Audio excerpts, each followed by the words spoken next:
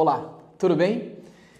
Dando seguimento ao nosso curso sobre holding patrimonial, agora adentrando no segundo módulo, na segunda parte, nós já tendo falado na primeira oportunidade exatamente sobre as motivações e as espécies de holding patrimoniais, motivações no sentido de que quais os motivos levariam a ser efetiva, valer a pena a criação dessa figura. Agora eu gostaria já de adentrar num aspecto mais prático de aplicação, que é efetivamente a forma de constituição da holding patrimonial. Antes de mais nada, é importante mencionar que a holding patrimonial é uma sociedade empresária, né, ou ainda uma EIRELI, que é uma empresa individual de responsabilidade limitada. Portanto, nós temos que escolher dentro da legislação qual é a forma societária mais indicada. Notadamente, com maior aplicabilidade, teremos a figura da sociedade limitada, a sociedade anônima e ainda, como eu já disse, mais atualmente, essa figura nova da EIRELI. Aí nós teremos apenas um titular e não mais uma figura societária.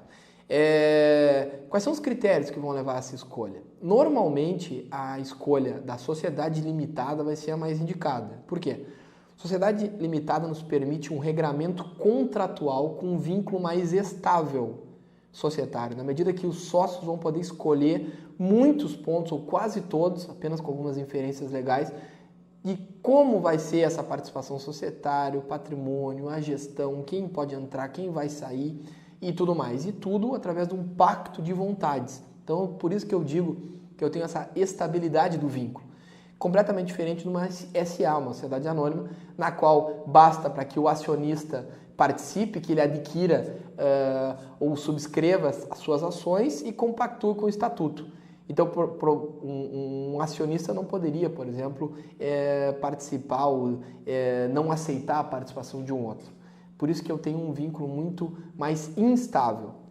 Então, esse tipo de sociedade não vai se prestar aqui, porque nós queremos a estabilidade e criar um controle total dos titulares do patrimônio para que a pessoa jurídica que eles criaram, que vai ser a proprietária do seu patrimônio, possa ser regrada de acordo com as regras que eles próprios vão definir. Ok? Por fim, a EIRELI seria uma situação na qual nós temos apenas um titular do patrimônio e que é também utilizar regras quitais bastante parecidas àquelas das sociedades limitadas, com as nuances específicas dessa forma de atividade empresária. Ok? Então, de antemão, já coloco aqui na mesa o mais relevante, o mais efetivo, a escolha e é a indicação que eu faço da sociedade empresária do tipo limitada, a famosa limitada. Tá bem?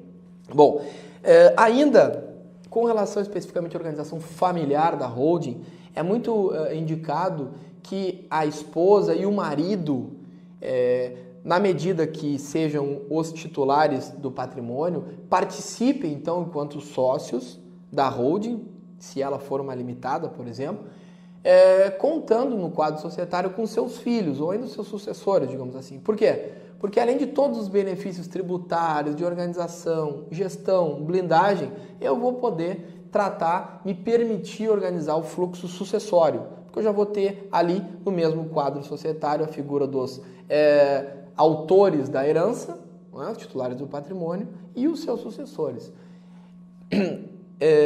Com relação a uma dúvida que normalmente surge, exatamente essa possibilidade de um marido ser sócio da esposa, existe realmente essa vedação no Código Civil atual, né? Mas a vedação existe somente quando o regime de casamento entre eles, o regime de casamento do casal, é o da separação total ou comunhão universal de bens. O regime mais normal, que é o que decorre naturalmente do casamento, quando não há um pacto antecipado de regime patrimonial, que é a separação parcial de bens, não encontra nenhum óbice para que um cônjuge seja sócio de outro, tá bem? Então, essa possibilidade a gente já afasta, ou melhor, evita problema nesse sentido. Por fim, com relação a esse ponto aqui da Constituição, vai ser necessário, então, que os fundadores definam quais os bens eles vão querer alcançar para a empresa, porque eles vão pagar as suas cotas com os bens que eles vão alcançar. E ainda eles vão ter que definir quais são os sucessores que eles vão querer que entrem enquanto cotistas, porque eles provavelmente não vão ter patrimônio algum, vão ter que integralizar suas cotas, pagar sua participação com recurso, em dinheiro, não é? e então vai ser necessário fazer um ajuste na participação dos instituidores da holding, os donos do patrimônio antes dela existir, para com os sucessores que também vão ser seus sócios nessa holding patrimonial. E isso nós provavelmente vamos fazer através da figura de uma doação, não é, de participação societária. E aí provavelmente vai ser necessário, se já for ser feita o planejamento sucessório, se reservar e usufruto, algo nesse sentido. Vai depender muito da situação específica da constituição da holding patrimonial. Especificamente, nos documentos constitutivos da holding patrimonial, que se for uma sociedade limitada vai ser um contrato social, não é? Que é a forma mais comum, mais indicada, eu já vou ter, então, todas as regras de gestão, de administração, de participação societária e do patrimônio que compõe a própria holding.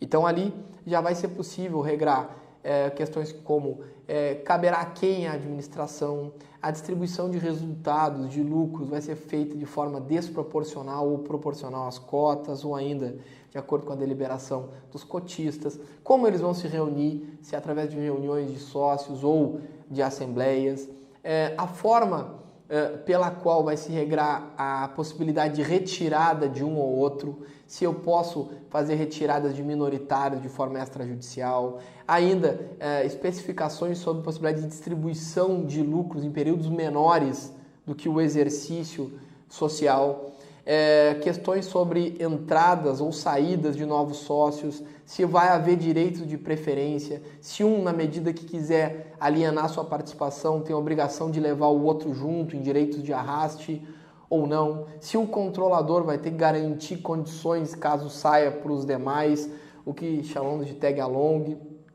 no sentido aproximado aqui, perdão pela simplificação que o tema exige, não é?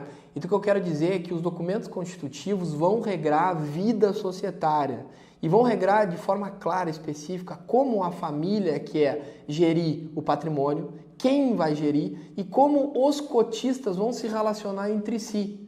Isso é muito relevante porque eu tenho questões do dia a dia, questões de saída, de entrada e formas claras de evitar futuras brigas, porque se houver algum desalinho nós já temos regradas as situações, nós temos regras de como as coisas vão se resolver efetivamente. Essas regras de governança devem estar capituladas de forma clara. E ainda a lei permite que se crie um outro documento regrando as atividades da holding patrimonial, que nós chamamos de acordo de cotistas. E nele é possível se tratar de forma mais específica ainda esses temas.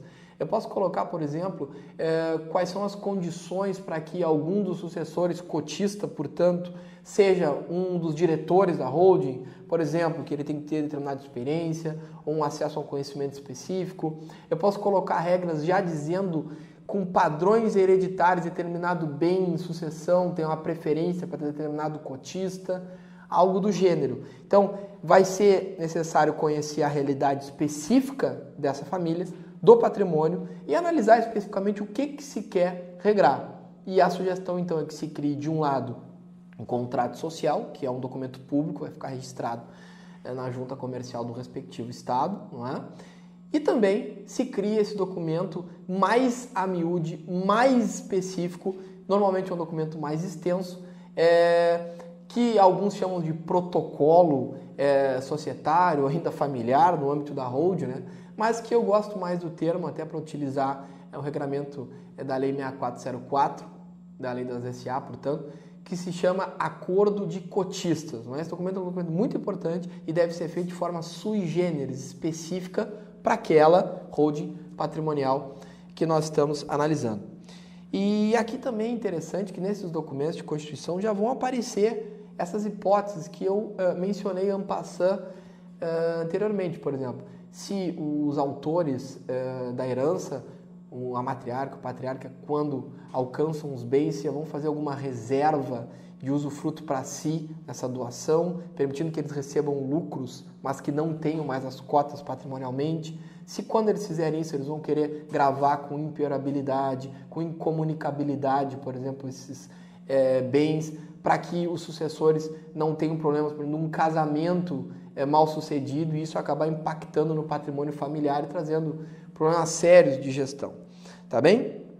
Então, agora nós já vamos nos preparar, encerro essa parte, nos preparando para o próximo módulo, digamos assim, a próxima parte, que é a terceira, e nós vamos falar especificamente das vantagens sucessórias da holding patrimonial. Então, com relação a esse aspecto é isso, um abraço e até o próximo vídeo.